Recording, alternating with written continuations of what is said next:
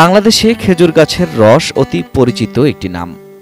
এমনকি তালের রসেরও বেশ কদর রয়েছে এখানে।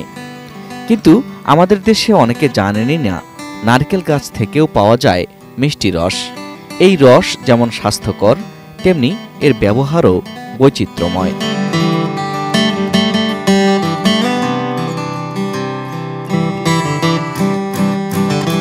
নারকেল গাছের রস সাধারণত সংগ্রহ করা হয় গাছের ফুলের কুঁড়ি বা মোচা থেকে।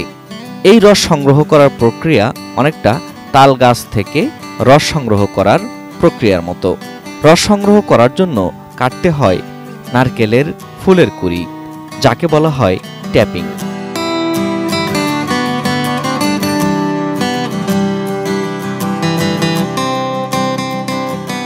এই ট্যাপিংয়ের মাধ্যমে নারকেলের ফুলের মোচা কেটে তাতে একটি হাঁড়ি বা কলস বেঁধে রাখা হয়। ধীরে ধীরে সেই কাটা নারকেলের মোচা থেকে নির্গত হয় মিষ্টি স্বচ্ছ রস, যাকে বলা হয় নারকেল নিড়া।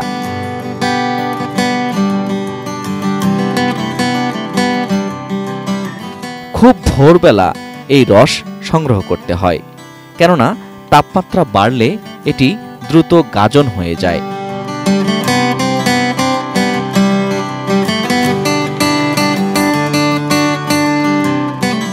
এই নারকেলের রস বা নিড়া একটি প্রাকৃতিক এনার্জি ড্রিঙ্ক হিসেবেও বিবেচিত, কেননা এতে রয়েছে প্রাকৃতিক চিনি, vitamin B complex, calcium, magnesium, potassium.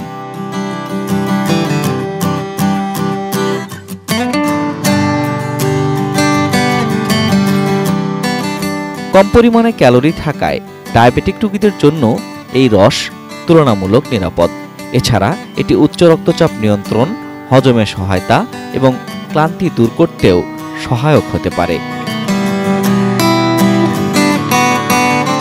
এই রস জাল দিয়ে ঘন করে তৈরি করা হয় গুড়, যা দেখতে অনেকটা খেজুর গুড়ের মতো হলেও স্বাদে আলাদা।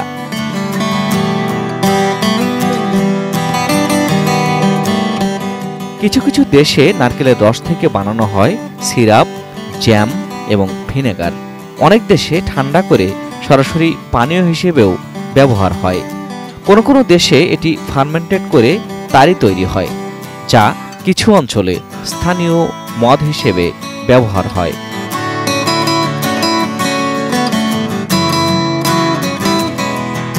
ভারতের কেরালা, অন্ধ্রপ্রদেশ, ফিলিপাইন, ইন্দোনেশিয়া, শ্রীলঙ্কা ও থাইল্যান্ডে নারিকেল রস থেকে গুড় ও নানা পণ্য তৈরি করা হয় বাণিজ্যিকভাবে।